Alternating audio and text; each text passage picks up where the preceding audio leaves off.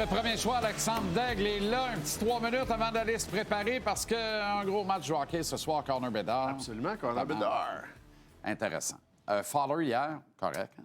Ben, c'est la meilleure première période pour un gardien de but qui commence. 4 shots au but. Des bonnes shots, par exemple, mais c'était juste 4. Oui. C'était parfait. Après, ça s'est gâté. Donc, le désavantage était excellent, mais là, on s'en va contre les Rangers à la maison. Ils sont très forts, c'est l'avantage numérique. Bien, ils ont des bons joueurs, ils ne sont pas si forts cette année à la maison. Mais après ça, c'est Connor McDavid. Il faut faire très attention.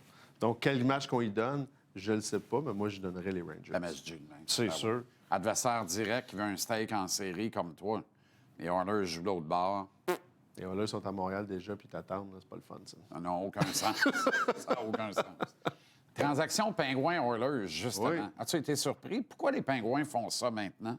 Bien, surpris, pas beaucoup, parce qu'il y en avait parlé. Ça faisait une couple de semaines que ça se jasait dans le milieu du hockey.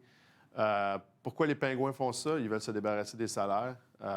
Écoute, Jarry, oui, il avait de la valeur présentement, mais on se rappelle qu'il était 2 fois des mineurs dans les 2-3 dernières années. C'est pas comme si le petit gars, ça allait super bien. Il était blessé aussi. Écoute, pour moi, il va se faire une différence avec les Edmonton, peut-être, mais pas tant. Tu sais, si tu regardes les statistiques de Skinner, c'était quand même pas si pire. Oui, il y avait des bulles au cerveau, mais ça joue à la défensive pour eux autres. Il faut aller chercher 2 défenseurs. Ben oui. À l'avant, ils sont quand même stackés. Ils ont 2 bonnes lignes. Même leur 3e ligne est quand même très solide. Puis ils gagnent. Mais il y a encore des trous. Là. Il y a encore des trous. C'est pas parfait. Est-ce que ça va être une équipe qui va être comme Washington avec Ovi quand il a gagné la Coupe et ils vont décider de jouer défensif? Non.